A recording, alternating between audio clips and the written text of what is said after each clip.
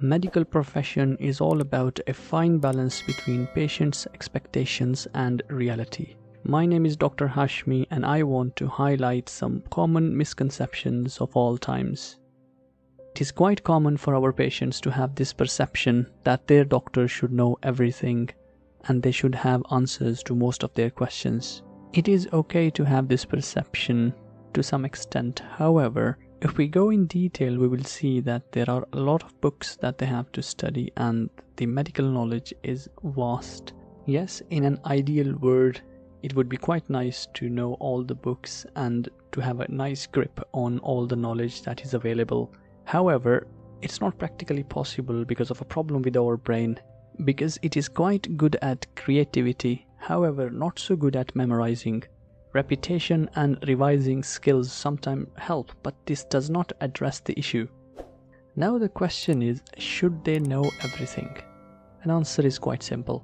There are some guidelines which are in place, and doctors in the NHS UK, they always check the guidelines to make sure that they are making decisions based on the latest research and data.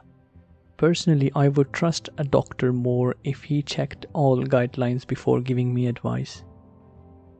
Would you still want your doctor to know everything? Because the answer is quite simple. They don't have to. Because it is a common saying that a good doctor is not the one who remembers everything, but it's the one who can find things on time. Next in our list is quite common. It is commonly believed in the community that antidepressant pills are the solution to mental health issues. This is only partly correct, because there are a lot of factors which come into play whenever doctors are trying to manage mental health issues. Management of mental health issues is quite complicated and it comprises of different sections, and the model that is followed in healthcare is called biopsychosocial model. It comprises of three big categories: biological, social and psychological. Biological section comprises of physical health, genetic vulnerabilities, disabilities, medications. Social circle comprises of your friends, school, your family circumstances, relationships, and any previous experiences. And psychological segment includes self-esteem, social skills, and coping skills, and how do you react to stress. And when doctors are trying to manage mental health issues, for example depression, anxiety and psychosis, they try to tackle all these problems that fall into one of these categories in the biopsychosocial model of health. So to say that the antidepressant pill is going to be a solution is not accurate, because it is quite common for the patients to still feel the same despite on antidepressant medications. To summarize all this, mental health issues are multifactorial and you will need some help from your family, you will need to have some motivations, hobbies, you will need to have supportive employment, and most importantly, you will need you. Therefore, only medications will not solve the problem, and the take-home message is that mental health is multifactorial. How many of us have already tried starving, skipping meals, dieting, measuring weight, having weight machines at home? And I would say there are a lot of us. So let's discuss some common myths about weight loss, diet and exercise. If you have tried dieting, that you would agree with me that skipping meal is not a practical approach and it is not sustainable in the long term. There are many problems with skipping meals. First of all, how would you decide which meal to skip?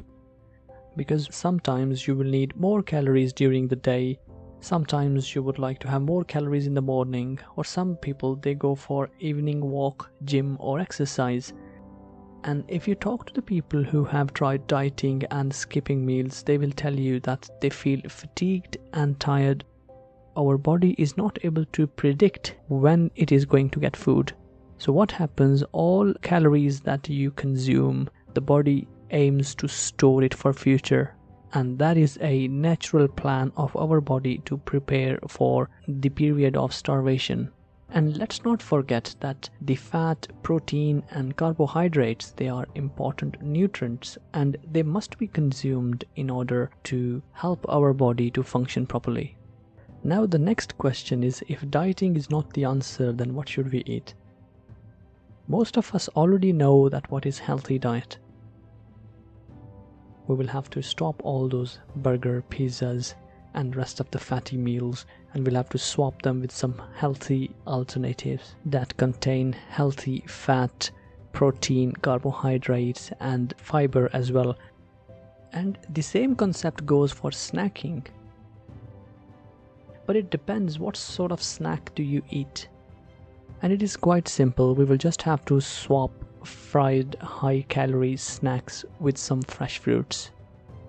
People who have tried this, they have felt quite energetic and healthy after they made all these tough choices. Now the next concept is, would you be able to eat everything and maintain a healthy weight if you are crazy about exercise? Well, diet science is not that simple. Let's have a look at these interesting facts. If you cycle for 1 hour at a speed of 18 miles per hour, you will lose 1116 calories. Likewise, if you played competitive football for 1 hour, you will only lose 588 calories. Now let's look at this one. If you did rope skipping for 1 hour at the rate of 100 to 120 skips per minute, which is practically not possible, you will only lose 827 calories.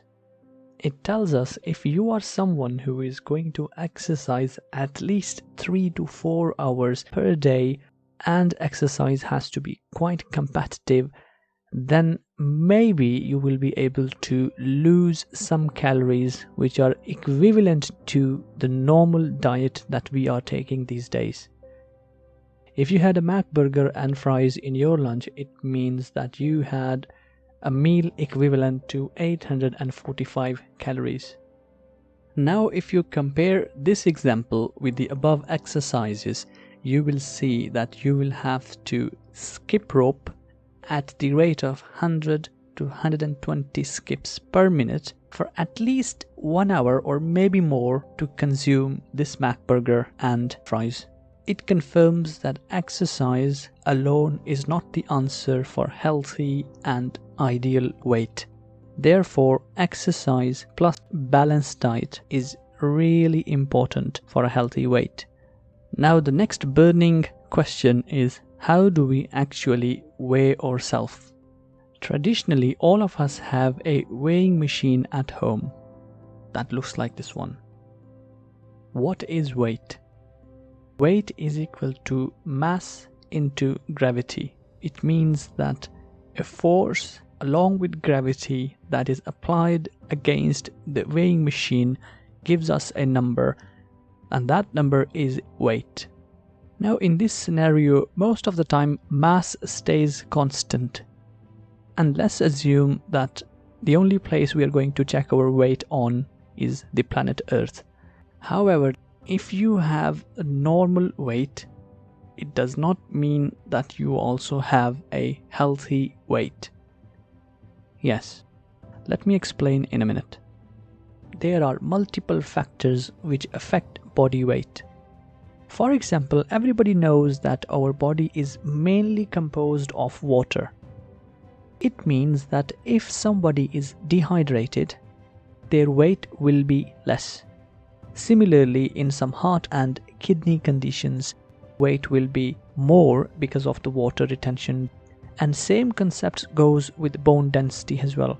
High bone density means heavier bones. So the question is, what is the accurate way to find out if you have a healthy weight? Because it is also quite common for people to have a normal weight but have fatty liver. So in my opinion, there are two important ways you can find out if you are healthy. Number one is to have fat measuring calipers. and the other way is to measure your waist. This is to find out if you have central obesity. So what we are trying to find here is the fat content in your body. In other words, is there any fat stored in your tummy, in your liver, or anywhere else? If you are someone who has normal body weight but has fat distributed in your body in different organs, so it means that you still have to worry about your diet and exercise despite having a normal weight. I hope you found this video interesting, and I would love to hear your thoughts in the comment section. Please subscribe to the channel. Till then, stay healthy and live your life with joy. Bye bye.